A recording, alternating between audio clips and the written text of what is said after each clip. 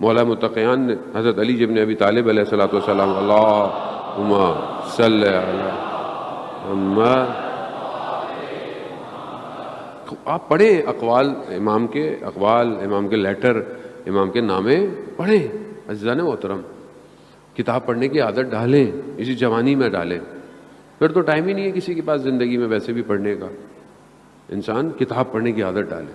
نہج البلاغہ انسانیت کا structure define کر رہا ہے، بتا رہا ہے۔ امام دنیا کی تعریف کر رہے ہیں، کیسی دنیا؟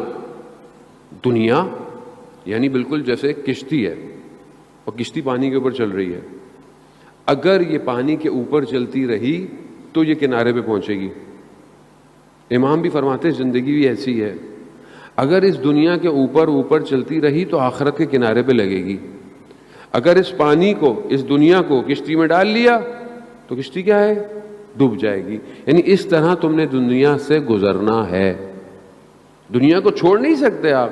اب میں پہاڑوں پہ چلا جاؤں، میں غار میں چلا جاؤں، نہیں، اگر غار ہی میں رہنا کمال ہوتا تو پھر رسول خدا غار حرا سے نیچے نہیں آتے۔ یا اللہم صلی علی محمد۔ بھائی حضرت جبرائیل آ رہے ہیں، رسول خدا عبادت کر رہے ہیں، حضرت خدیجہ سلام اللہ علیہا کھانا لے کر آتی ہیں، خوب اس سے بہترین جگہ ہے کوئی؟ کیوں؟ ہدایت کے لیے، ان سب کو میری طرف لے کر آؤ، سب کو لے کر آؤ۔ رسول خدا آئے، اترے، خوب سسٹم یہی ہے۔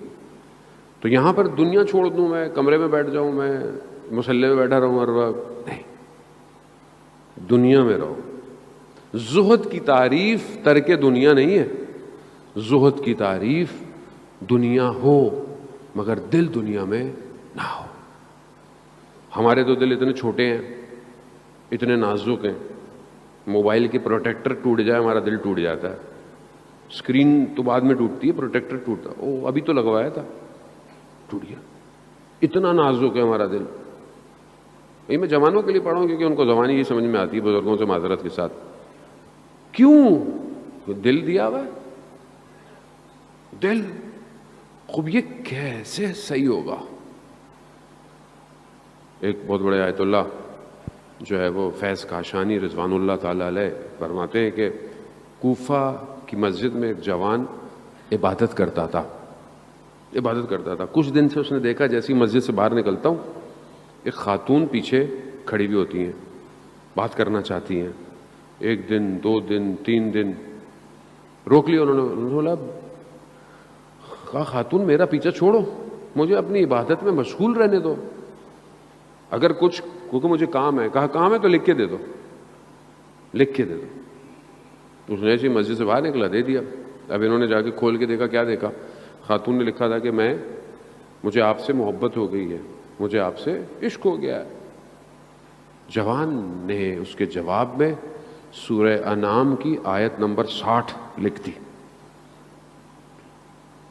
کہا کہ موت، اس کا مفہومی ترجمہ یہی ہے کہ موت کبھی بھی رات کو سوتے وقت آئے، بندہ صبح اٹھے ہی نہ، انسان کو پتہ ہی نہ ہو۔ زندگی یہ ہے کہ کب موت آ جائے انسان کو، اور لوگ اس کو جانتے نہیں۔ یہ جب لکھی، دے دی، یعنی کہ یہاں پر گناہ ہے، سب کچھ ہے، لیکن سب کچھ ریڈی، لیکن اس نے جب اس خاتون نے وہ کھولا، قرآن کی آیت پڑھی تو لرزہ طاری ہو گیا کہ یہ کتنا جوان خدا کی عبادت میں اپنے آپ کو جذب کیا ہوا ہے کہ جواب میں بھی آیت دے رہا ہے، قرآن کی آیت دے رہا ہے۔